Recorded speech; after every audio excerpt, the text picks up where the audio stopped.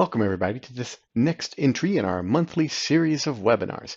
My name is Glenn Wilson and I am the Cloud Systems Specialist and Trainer in Residence for Optistar. Today I want to talk with you about one of the more useful and yet least properly used features of Microsoft Outlook, the calendar. I'm going to show you guys some ways that you can make better use of this tool to hopefully get the most out of your workday. My demos will be using the account of our Optistar office dog, Stanley. He has a very busy schedule, so he's the perfect guinea dog. So be sure to have your Outlook open in another window if you can, and follow along with me and Stanley as we show you some pretty cool tricks. Now, I'm going to have a lot of tips coming at you pretty quick, so if you can't keep up with me, that's fine. Just stop following along and wait for the recording to be available so you can slow me down to a more friendly pace. Now, let's get going. The old paper desktop calendar. Absolutely useless to anyone but the person who used it, mainly because they always seem to look like this one. But if your Outlook calendar is not properly managed, then it can turn into a digital version of this same thing. Lots of information, little actual organization, almost of no use. Now, don't let your calendar rule you. I want you to rule your calendar. So let's make it a beautiful masterpiece of orderly duties. So we're going to begin our first demo today with changing how we see things in Outlook and the calendar. Now I'm going to review some tips for changing the view settings to make your calendar reflect your actual schedule. I'll show you how to make Outlook show you more useful information and how to maneuver easier through the Outlook interface. Here's the first demo. This first tip is not really calendar-centric, but one of the oldest questions I used to get from folks that I would work with was when they would see Outlook running on my computer, and how did I get it that darker? Well, I don't know about you, but this higher contrast white and blue look is harder on the eyes than I like. Let me show you how to switch Outlook into dark mode. Files, Options, then scroll down to personalize your copy of Microsoft Office. Remember that just as the title implies, changes made here will apply to all of your installed Office suite, not just Outlook. Now, if you want to change the color scheme, just click Office Theme and choose one of those options. Dark gray is my personal preference, but feel free to find one that works best for you. Now, let's head back to our Calendar Options menu, and I will ask you, how would you like to add a 3-day weather forecast to your Outlook calendar view? Well, just select the menu here, scroll down all the way to the bottom, and then you will see this box. Check the box to show the weather gadget. And then you can choose your measurement option, Celsius or Fahrenheit, whichever works best for your region. Click OK, and Outlook will automatically add the forecast to the top right of your calendar. Now, it tends to default to big cities like, say, Washington, D.C., but you can click the city and add any location you prefer. I'm going to search for Denver, Colorado. And there it is. Now you can see it changes the forecast to show me the 3-day outlook for Denver. But Washington stays on the list, so I can easily switch between multiple cities. And when I'm no longer interested in having a city's forecast, I just click the X next to it, and it removes it permanently. Easy peasy. Let's talk about setting your work days and work hours. Now we'll return to our Calendar Options window, but let's look at the settings for your workdays and hours there. By default, Outlook uses an 8 a.m. to 5 p.m. schedule, but not everyone works those hours, right? So if you wanted to change your available workdays in Outlook, we'll go back to this options page. It's the very first section called Work Time. And you can see here the default work hours and the days of the week that you're available. Now adjust these to meet your actual availability hours. That way, if someone were trying to set an appointment with you, they will see when you're actually available. Now, after making this change, you will have to restart Outlook to make the changes apply, but after you do, you should see your new work hours. Now you can see that my work hours have been changed from 7 a.m. to 5 p.m. So you might find it useful to be able to see a preview of your upcoming calendar from the main screen as well. Well, this can be done by clicking the View menu at the top, then scrolling over to the right to the toolbar options. Check the Calendar option to add an entire month's calendar to the main screen, as well as your upcoming schedule for the next few days. This can help with making any quick plans. Now, What if I want to have a full copy of my calendar open all the time on another screen? You can do that too. From the inbox window, just right-click on the calendar button at the bottom of the tree window and select the option to open in a new window. This will open a separate Outlook window with just your calendar that you can keep open for quick reference, or maybe drag over to another screen if you have a second screen available. Now, if you need to see multiple calendars side by side, you can open them from the calendar window and they will open next to your default calendar. But since adding multiple calendars takes up so much screen real estate, you might want to use overlays instead. Just click this tiny arrow next to the calendar name and you will overlay your calendar with the other calendar. And then you can see both entries, but in the same space. Now, clicking that same arrow when you're done will remove the overlay.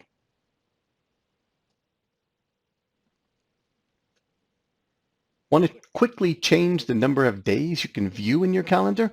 Just use these keyboard shortcuts. Press and hold the Alt key and then any number between 1 and 9 to change your view to that matching number of days. Here's Alt 2, Alt 3, Alt 5, Alt 8, Alt 9, Alt 0, which is 10, and then Alt equal, which will give you an entire month's view. So now that so many of us work either remotely or across the country or even across the world, it'd be nice to be able to keep track of different time zones, right? Now I'm going to show you how Outlook can do that for you. We'll also review some other cool things Outlook can do with time. So let's have a look at the second demo. One of the coolest tricks in Outlook is the ability to use natural language when setting appointment dates. Let's say that you and a colleague have just finished a meeting and you have agreed to meet again in, say, 5 weeks. You could always click the calendar and start counting weeks until you get to 5 and hope you don't miscount. You could also just type in the words 5 weeks and let Outlook do the math for you. This cool trick works on holidays as well. Just type the name of the holiday, say Christmas, and Outlook will fill in the date. Or you could type in the holiday and the year of the holiday, so say Christmas 2025.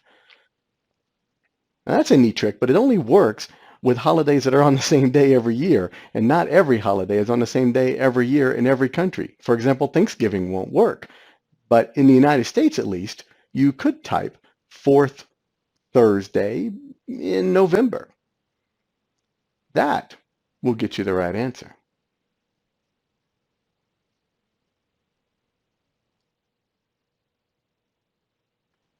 By default, Outlook uses a 30-minute time scale. That works fine for most of us. But what if you wanted to set your day in 15-minute increments? Well, you can do this by editing the scale setting.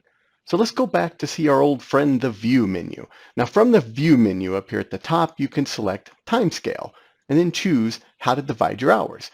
You can choose 15-minute intervals and give yourself a lot more granularity in your day. Or you could go as low as 5-minute intervals to get really small and make time for many, many more meetings in an hour. From this main calendar window, you can see a date navigator in the top left corner. Now, you may be saying to yourself, why is this called the Date Navigator? Well, because you can do a lot of calendar manipulation using this little app insert. Here, we can see the default display of the week from Sunday to Saturday, but I want to see Monday and Tuesday of next week along with Thursday and Friday of this week. How can I do that? Well, with the Navigator, you can choose your own date range. Just select the first date and then drag to include the rest. This will focus your calendar on just your selected dates. You can also do this like you would, say, file selection in the File Explorer by using the Shift key to select your range. Select the first entry, hold down the Shift key, and select the last entry. You could even use the Control key in combination with clicks to select and deselect individual dates. You can select just the even-numbered dates, or you could even do things like to show me Monday, Wednesday, and Friday dates. You can also extend this navigator to include many more months if needed. Now this gives you a much longer term outlook on your year, and it can make for some easier planning.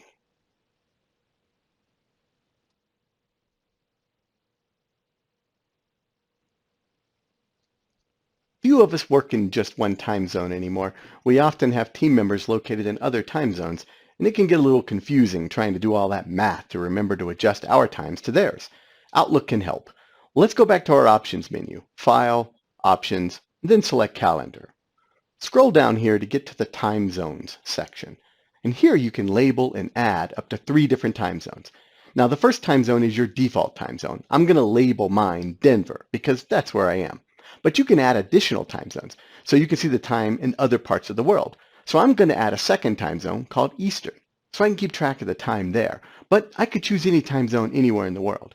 I'll also add a third time zone for Seattle because I work with a lot of people out there too. Again, you can choose any time zone in the world. Now let's click OK.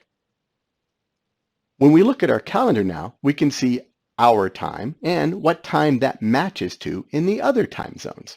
Now, maybe this will keep you from setting up those 8 a.m. Eastern meetings that mean a 5 a.m. meeting for that one poor guy out in Seattle.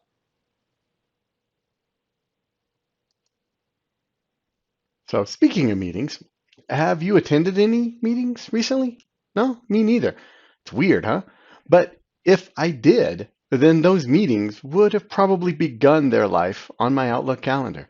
If you're one of those people who actually has to create or attend meetings, then let's see some ways that Outlook can help you to do so.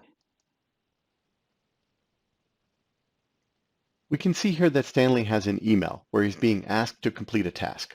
He can easily transfer this email into an appointment by simply left-clicking the email and dragging it over to the calendar button to drop. This will open the email, but now as an appointment, he can save to his calendar with all the details preserved from the email. Also, if he wanted to at this point, he could convert this to a Teams meeting by just clicking the Teams meeting button in the appointment window.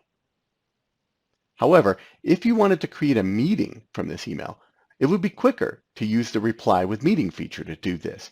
There's a little icon next to the forward button that says Reply with Meeting.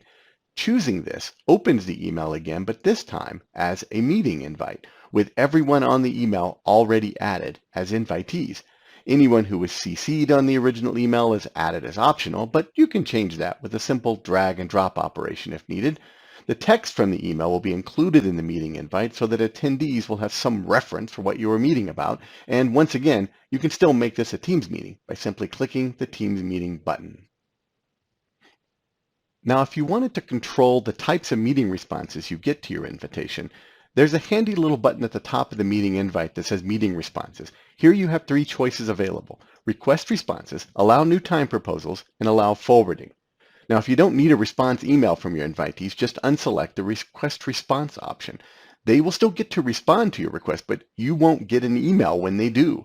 This is really nice if you send out an invitation to a lot of people and dread getting all those response messages that you don't want to see. Now, if you want to get the response, but you don't want to let your invitees suggest new times, then you can unselect the Allow New Time Proposals selection. And finally, if this is a restricted meeting and you don't want to allow your invitees to forward this invitation to anyone not invited, just unselect the option to allow forwarding, and they will not be able to forward this invite to anyone else. Now, if you find your days are starting to fill up with back-to-back-to-back meetings and you'd like a little time to take a break in between, then you might want to consider turning on the End Meetings Early button. Let's go back to our options page. Now, it seems like a good a time as any to show you how to get to the calendar options page quicker than using the old File Options method that we've been using previously. Just right-click on any empty space in the calendar section and select Calendar Options. It'll take you right there. Now, from the Options window, just scroll to the Calendar Options section and check the box next to Shorten Appointments and Meetings. This enables Outlook's automatic shortening feature. Now, from the pull-down menu, you can choose either to end early or start late. Then you can set options based on the length of the meeting, less than an hour or an hour or longer. After enabling this, you'll find that creating a new meeting automatically builds in whatever time you selected. While we're in that options window again, just above the Shorten Appointments checkbox is the option to add online meeting to all meetings. This is some clever wordplay from Microsoft that implies you can make all your meetings instantly into an online meeting. And that's what you can do as long as you're using Teams. It will not work with any other online meeting software. The info box here even says as much. This setting is only available for Teams. So if this were an honest checkbox, it would say make Teams meetings the default meeting type. Checking this box means that every time you create a meeting from now on, it will automatically be a Teams meeting, instead of having to convert them to Teams meetings afterwards. It can be very useful if you primarily host Teams meetings.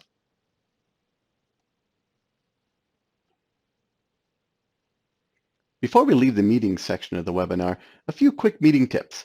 If you have a meeting that you need to host multiple times, or perhaps just want to schedule a follow-up meeting with the same attendees, rather than recreate it from scratch each new time, just control-click the meeting in your calendar and drag it to your preferred follow-up time. This will make a perfect copy of the meeting without altering the original, but it won't be official until you open the meeting and send the update to your invitees. Now, if you use Teams in your organization, there's a couple of really cool Teams features directly built into Outlook for Teams. You can start a meeting right from Outlook in the Calendar section by clicking this new Meet Now button up in the ribbon menu. After you start the meeting, just start calling other Teams users and you're set to go. Now, if you have a scheduled meeting in Teams already, well, there's a handy Join button right in the meeting entry on your calendar. Or you can use the Join Online button that's in your to-do bar that we added earlier.